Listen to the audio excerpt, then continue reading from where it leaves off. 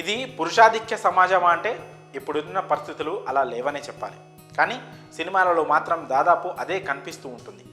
మార్కెట్లో cinema business లెక్కలన్నీ కూడా హీరో మీద డిపెండ్ అయి ఉంటాయి. ఆ సినిమాలో హీరోయిన్ ఎంత కీ రోల్ ప్లే చేసినా కానీ హీరో ఇమేజ్తోనే ఆ సినిమా పబ్లిసిటీ అవుతోంది. హీరోయిన్ ఓరియంటెడ్ ఫిలిమ్స్ చాలానే వచ్చాయి, కానీ విజయశాంతి, అనుష్క, సమంత లాంటి కొంతమందికి మాత్రమే ఆ రేంజ్ మార్కెట్ దక్కింది. ఈ క్రమంలో స్టార్లు ఓ మెట్టు దిగి వస్తున్నారనే చెప్పాలి. తమ ఆలోచన ధోరణి మార్చుకొని డైరెక్టర్స్కి తగినట్టు ఆ సీన్ లేదా ఆ సాంగ్కి తగినట్టు రాజీ పడుతున్నారు.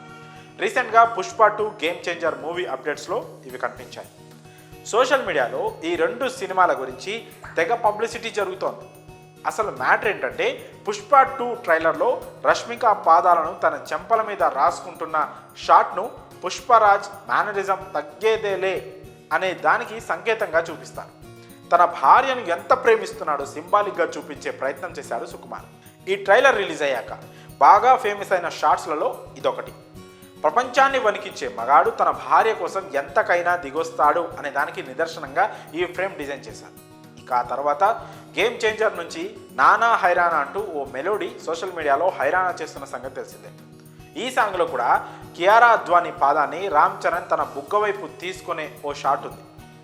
ఇప్పుడు పుష్ప 2 గేమ్ చేంజర్లో సిమిలర్గా ఉన్న ఈ షాట్స్ సోషల్ మీడియాలో తెగ వైరల్ అవుతున్నాయి. ఈ కాళ్ళ ఫ్యాంటసీ ఏంటయ్యా అంటూ ఇలాంటి ఫ్రేమ్స్ ఒప్పుకోవాలంటే నిజంగానే గ్రేట్ అంటూ బంగారం సార్, మన తెలుగు హీరోలు బంగారం అంటూ పొగడేస్తున్నారు అభిమానులు. నిజమే, ఇలాంటివి మన హీరోలకు మాత్రమే సాధ్యమని చెప్పడంలో ఎలాంటి సందేహం లేదు. ఎందుకంటే వాళ్ళంతా గ్లోబల్ ఇమేజ్ను దక్కించుకున్న స్టార్స్. ఆ షాట్స్ వద్దు అని చెప్పే రైట్ వారికి ఉంది. పైగా కొరియోగ్రఫీ ప్రకారమే అనుకున్నప్పటికీ కూడా వారు వద్దు అనుకుంటే ఆ సీన్స్ మార్చే అవకాశం ఉంది. కానీ వారు ఎక్కడా అలా చేయలేదు. దర్శకులు, కొరియోగ్రాఫర్లు ఎలా చెప్తే అలానే చేస్తున్నారు. ఏ ఈగో, ఏ రేంజ్కి లేకుండా సినిమాకి విలువ ఇస్తున్నారు. గతంలో కూడా ఇలాంటి సీన్స్ వచ్చాయి, కానీ పెద్ద హీరోల మీద చూపించినవి మాత్రం చాలా తక్కువ. అప్పుడెప్పుడో ఘరానా మొగుడు సినిమా టైంలో నగ్మ చిరంజీవిని కొట్టే సీన్ ఉందని ఫ్యాన్స్ నానా భీభత్సం చేశారు. ఆ తర్వాత నరసింహ సినిమాలో రమ్యకృష్ణ సౌందర్య చెంపను కాలితో నిమరడం మీద కూడా చర్చ జరిగింది. ఇక ఆ తర్వాత కూడా 2-3 సినిమాల విషయంలో కొందరు చేసిన కామెంట్స్ చిన్నపాటి దుమారాన్నే రేపాయి. కానీ ఇప్పుడు బన్నీ చరణ్లు చేసినవి చూస్తే ఇకపై అంతా ఇదే ట్రెండ్ కొనసాగుతుందేమో అనిపిస్తోంది. అప్పుడే అటు